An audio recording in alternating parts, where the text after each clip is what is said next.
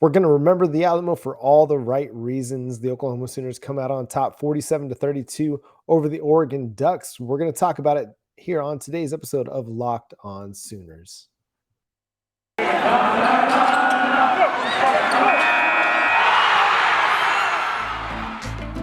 You are Locked On Sooners, your daily podcast on the Oklahoma Sooners, part of the Locked On Podcast Network, your team every day.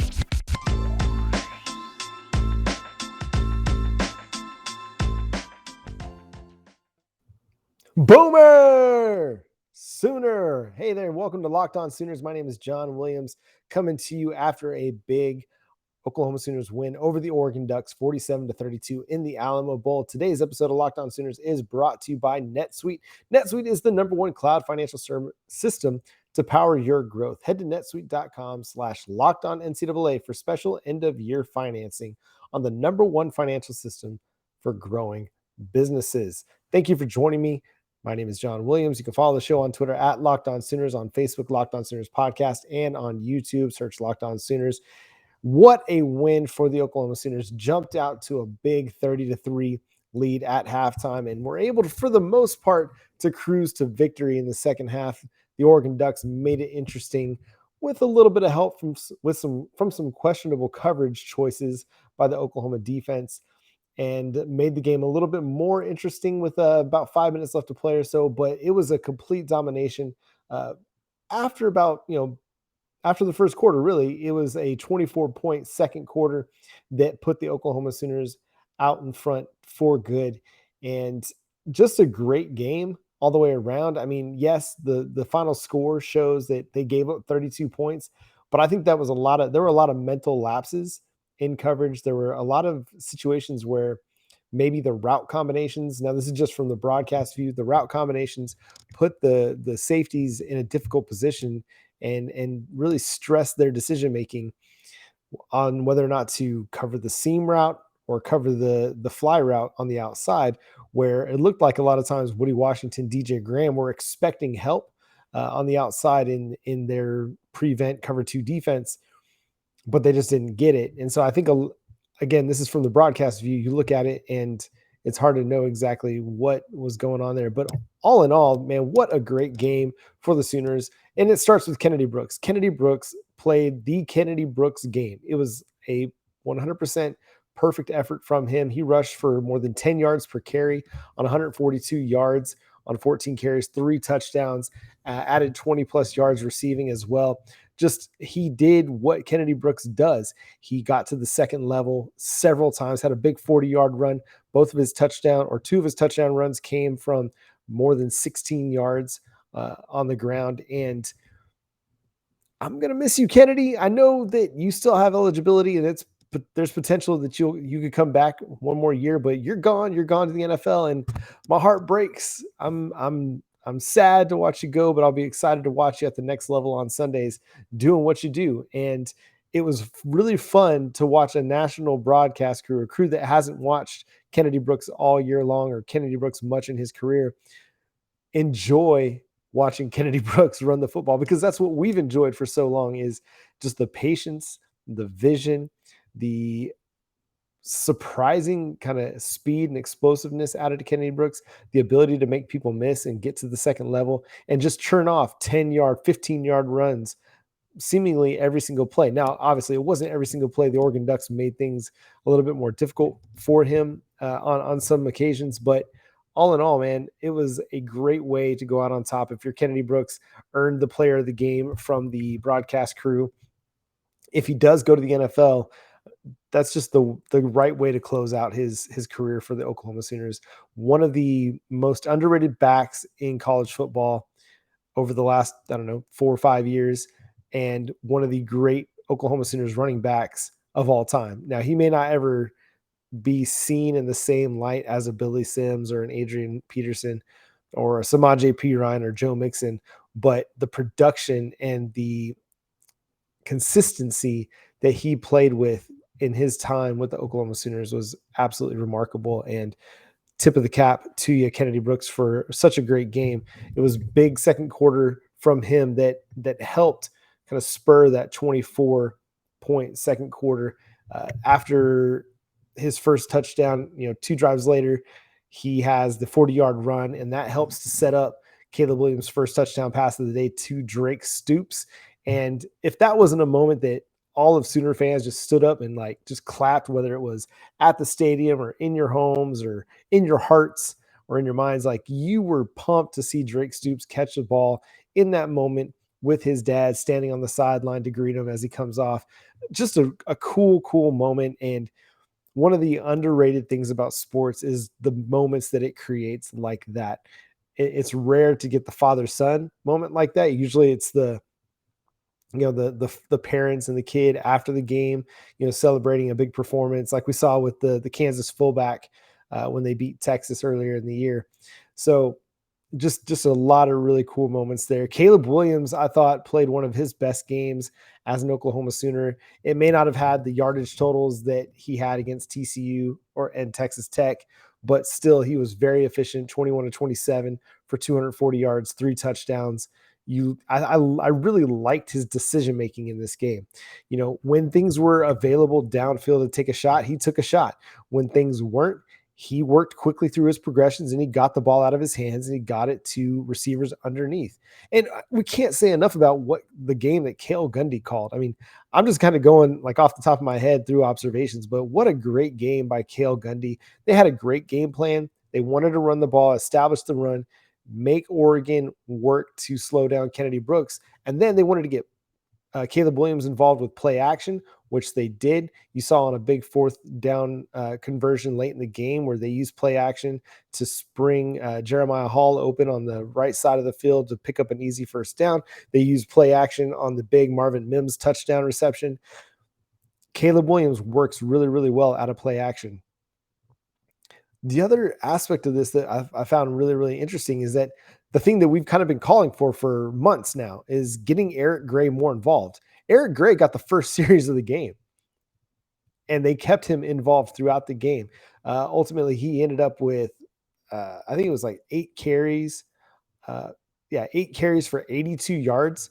He did have one big run that helps for 48 yards that kind of helps inflate that. But even if you take that away, that's 7 carries for 34 yards, which is still a pretty efficient day on the ground. And then you look at what he did receiving as well. He had 5 catches for 25 yards and a touchdown. So he had over 100 total yards at the same time that Kennedy Brooks had 142 rushing yards. And then you got Marcus Major coming out of nowhere with 10 carries for 54 yards rushing. And that's what we've been kind of calling for from the Oklahoma Sooners. We know Kennedy Brooks was the starter. He was the guy. But we also knew that in their back pocket, they had this guy named Eric Gray who stood out in the spring game. He stood out early in the season, but seemingly wasn't getting the same opportunities. Not seemingly, he wasn't getting the same opportunities. And for whatever reason, we'll never know. But it was just a travesty that he got kept on the sideline and used a lot in pass protection, but not used as a rusher or used as a pass catcher very often. Now he'd get 5-6 touches a game over the final 8 games of the season. I think he averaged something like three and change touches a game over the final 8 games of the season. How is that even possible? In games when your offense was struggling at times against Baylor, against Iowa State, in the second half against Oklahoma State, sometimes you need a spark, and Eric Gray is that guy that can give you that spark. And we saw it tonight, that even though he didn't get the same amount of carries as Kennedy Brooks, he got near the same amount of touches, and he produced with those touches. So going into next year, Cale Gundy just gave Jeff Levy a little bit of the recipe of how to get Eric Gray involved and utilize him so that your offense can be more explosive. We're going to continue to talk about this big win for the Oklahoma Sooners after I talk to you about NetSuite. This is it, the putt to win the tournament. If you sink it, the championship is yours. But on your backswing, your hat falls over your eyes. Is this how you want to run your business? Poor visibility because you're still relying on spreadsheets and outdated finance software. To see the full picture, you need to upgrade to NetSuite by Oracle. NetSuite is the #1 cloud financial system to power your growth with visibility and control of your financials, inventory, HR, planning, budgeting, and more. NetSuite is everything you need to grow all in one place. With NetSuite, you can automate your processes and close your books in no time while staying well ahead of your competition. 93% of surveyed businesses increased their visibility and control after upgrading to NetSuite. Over 28,000 businesses already use NetSuite. For the new year, NetSuite has a new financing program for those ready to upgrade at netsuite.com/locked. So head to netsuite.com/locked for this special one-of-a-kind financing offer on the number one financial system for growing businesses. That's netsuite.com/locked. More observations on this game. It's one of those. It's still got me spinning a little bit. I wrote a few pieces already for the Sooners Wire, but just recaps. And I want to talk first. Let's talk about the Marvin Mims touchdown. It's evident that teams were trying to take away the deep ball from the Oklahoma Sooners, whether it was Spencer Rattler that was playing quarterback or Caleb Williams that was playing quarterback. They did not want their receivers getting behind the defense. They did not want Marvin Mims, Michael Woods, Mario Williams getting behind their defensive backs. They made a concerted effort to play a shell coverage, cover 4, cover 2, 2 deep safeties, and man, they did not want Oklahoma beating them deep. And at times, that played right into they played it perfectly. The Baylor game, the Iowa State game, that those defenses came up with really good game plans. Part of the Kansas game. West Virginia, you look at, and I mean, there were defenses that executed that very, very well. I think the problem that happened in the season is that they weren't patient enough. They didn't run the ball effectively enough or just run it enough. They didn't use the underneath passing game either very much. Like tonight, we saw more bubble screens. We saw more drag routes. We saw more of the play action with the slip to the tight end to the flat. We saw a little bit more of that than I feel like we saw in much of the last, few weeks of the season. There was a little bit more just like creative diversity, I guess. Not relying on the deep ball when the deep ball is not there. When it's covered, you need to be able to pull back and say, all right, I'm going to take my 5-yard check down here. I'm going to hit this slant here. Running some RPOs to help soften the defense up a little bit, help to make them cheat up a little bit. Obviously, running the ball for more than 300 yards, which the Oklahoma Sooners did, that's going to force the defense to commit more defenders to the box, that area just right around the line of scrimmage. And so this was a perfectly executed game plan because as the Oklahoma Sooners did run the football, as they did hit some of those underneath passing routes, it helped Oklahoma open up things at the intermediate and the deeper levels of the field to where you got that Marvin Mims touchdown because he was able to get behind the defense because they were so concerned about the running game. They were so concerned about the RPO and the underneath passing game that they bought on they bid on the play fake. Marvin Mims gets behind him. Caleb Williams throws a really, really good ball that Marvin Mims makes an even better adjustment to, where he's going, and they've mentioned this on the broadcast, where he's going in a straight line and he kind of veers. What he also does is kind of slow down a touch to let that ball just get to him. He doesn't try to like go back for the ball, like fade away to get the ball. He slows down, times his speed perfectly, times the catch perfectly, comes up with one of the biggest plays of the game, and that one made it 23-3. And at that point, you're like, this game is pretty much over. It wasn't over, but it was pretty much that. That's what it felt like at halftime. And it's hard to imagine. And I can't remember the last time I felt like that watching a game. It's been a while, but they closed out that first half incredibly well. They were able to hold Oregon in their attempt to get a score with about 2 minutes to play, and then Oklahoma gets the ball back and then drives right down the field and extends the lead from 23-3 to 30-3 going into halftime. And I think that was a really huge moment for Oklahoma to be able to not just like sit on the ball and kill the clock and not allow Oregon to score before half, but that was that killer instinct a lot of times that we've missed. I feel like under Lincoln Riley a little bit was like Oklahoma at times has been up big on opponents during the Lincoln Riley tenure. And on more than one occasion, we've chronicled it several times, whether it was Iowa State, Kansas State from 2020, or Georgia from 2017, the Peach Bowl, the Rose Bowl. There were so many instances of the Texas game from 2020. So many instances of this team being up big in the third and fourth quarter of games and letting teams back in. what happened tonight, yes, Oregon kind of got back into it, but it was still a 2-touchdown win for the Sooners. I think what happened tonight was more just mental lapses by the defense that allowed Oregon to keep scoring. But I felt like the offense still kind of played with that killer instinct. And to give the defense credit, they came up with the biggest stop at the biggest time of the game. You know, Oklahoma had just punted the ball, and it got downed inside Oregon's 5, I believe, and they weren't able to do anything with it. They weren't able to get it even out of the shadow of their own end zone. And a huge credit to the defensive front who was just swarming. And I think the defense deserves a ton of credit for what they did because they were down Brian Asamoah at linebacker, Nick Bonito, Isaiah Thomas, Perion Winfrey. And then you saw Deshaun White get hurt early in the game. You saw Keyshawn Lawrence get hurt at one point. And so they're having to use a lot more guys that didn't play a lot of snaps during the 2021 season, but they came up with huge plays at huge times. Like Oregon was moving the ball pretty decently in the first half. They were getting into Oklahoma territory, but they were never able to capitalize on it. They got the Justin Broyles interception on Oregon's first drive of the game. They got a big stop inside the 10-yard line when Oregon had it first and goal, I think at like the 5 or the 6, and a penalty and a sack pushed Oregon back, and they weren't able to get much further than like at the 6-yard line and had to settle for a field goal. And in a game like this, field goals were going to get you beat.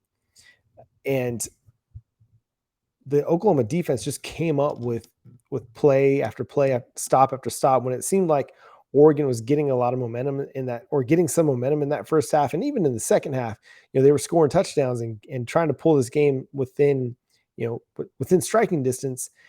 And the Oklahoma defense just would shut it. They just shut it down at the end. They said, no, you're done. We're done with this. We're not playing around anymore. We've been playing with our food the second half.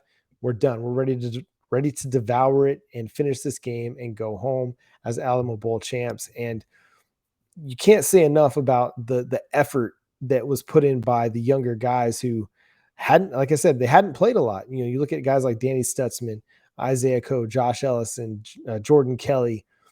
Marcus Stripling didn't play a ton either. And these Ethan Downs, these guys got a lot of opportunities. Billy Bowman, another guy who came up with a big play on a pass defense at one point in time. These guys who hadn't played a ton over the last couple months of the season or much at all during the regular season were called on to play a lot. And I feel like they all came up big. Marcus Stripling had several pressures and at least a half a sack, if not a full sack. Ethan Downs was involved on a sack. LaRon Stokes was involved on a sack. They just made life so difficult for Anthony Brown that I felt like even when he did have time, he never really felt comfortable in the pocket because the pass rush was getting home. And even if they weren't getting home for the sack, they were putting pressure on him. They were hitting him during his release, and made me feel a lot more optimistic about what's coming for the Oklahoma Sooners defense in spite of the losses that they've got going to the NFL. Yeah, it wasn't a perfect defensive performance, but you had to kind of picture that with such a huge lead, there was going to be a semblance of prevent defense where you're just trying not to give up big plays. And at the same time, they kept giving up plays. If I have one complaint from this game, it's just that when you have such a big lead like the Oklahoma Sooners did, it's inexcusable for a defensive back or a coverage to allow wide receivers behind you. It looked like at several times that, like I said earlier in the show, that DJ Graham, Woody Washington were expecting some help from the safeties. And it could have been the route combinations that Oregon was throwing at them that held the safeties in. Could they have been running some seam routes? It's possible to just put stress on the safeties to make a decision. And that's when the cornerbacks kind of got left out to dry. But again, why are you in cover 2? Why are you playing your cornerback underneath technique? Why are you not letting him run with the guy? Play cover 4. Like if you want all 4 of your guys playing deep, and then you have your linebackers underneath and your slot guy underneath to where they can cover that intermediate part of the field. Because there's no excuse in a game like that for letting receivers get behind you. Now, you don't want to go complete prevent, but you have to understand that the only way that Oregon can get back into that game is quick, big plays, quick strikes, and touchdowns. and Oklahoma allowed all of that. But coming up next, let's talk about my 3 stars of the game. We'll share a few more final thoughts on Bob Stoops, the man, the myth, the legend. But first, I'm going to talk to you about Bet Online.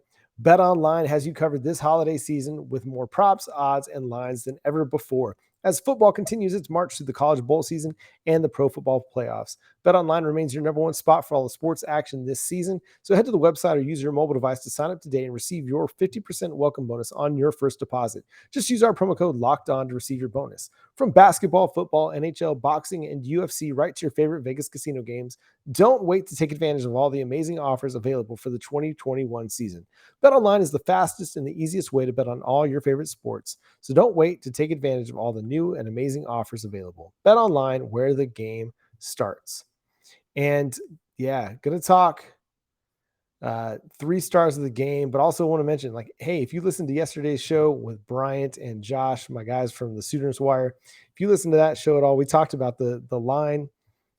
I think we all took Oklahoma to win uh, by 6.5 at least, because that was the line, minus 6.5. Oklahoma was favored. But then Josh and I, we took the over, and we believed that the Oklahoma offense was going to come to play because it was the most complete unit, the one that had the most continuity and the most players that played together this year, and they were going to thrive, and they did. I mean, 47 points, and then all you needed was Oklahoma or Oregon to come through with a few points as well. And so, big game by that. We'll talk more betting and lines maybe for next football season. But yeah, I think Oregon or Oklahoma, hitting on both of those, it makes me look good. It makes me feel good about that. So if you used our partner Bet Online at all for any of that, I hope you cashed in on some of those. But 3 stars of the game, and we're going to do this kind of like they do in hockey, reverse order. And the number 3 star for me is going to be a tie.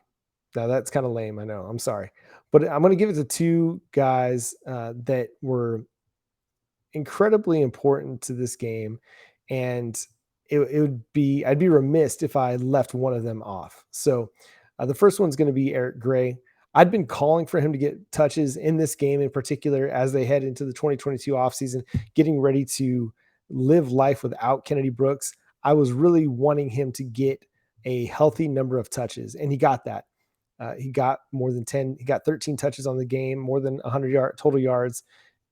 That's what you were hoping for. That's what you're looking for from a guy like that. Had a big run late in the game, and just was an efficient runner. And he ran hard. I feel like he helped the running game set the tone, that it wasn't just Kennedy Brooks that was out there making things happen, making people miss, but Eric Gray, he ran hard. He ran tough in this game. And so he's co-3rd star. The other one, Marvin Mims. It was great to see him make a big play. Now, he didn't have the most receiving yards on the team. That was Jaleel Farouk, and shout out Jaleel Farouk. Where have you been all our lives? Like, coming into this game, he had 1 catch for 5 yards.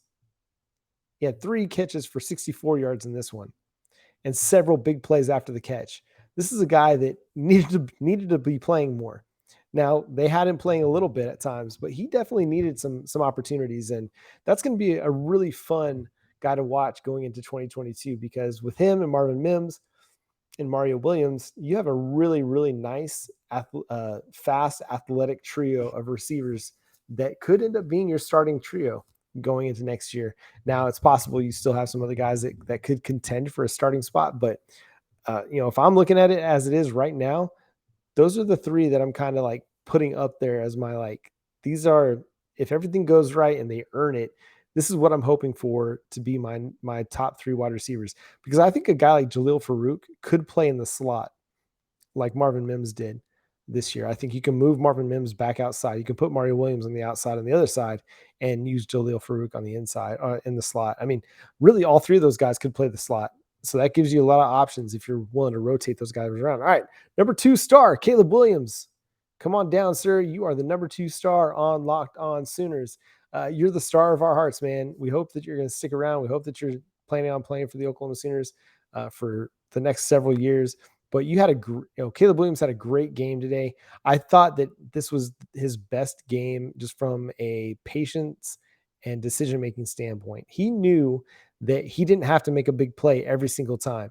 that he could just drive the field. And I felt like this was like one of his more efficient games where he didn't necessarily have all the big plays like he did against Texas Tech, didn't have the huge passing yards, but just kind of from a totality aspect, he was just really, really good. He let the game come to him a little bit more as opposed to trying to force things.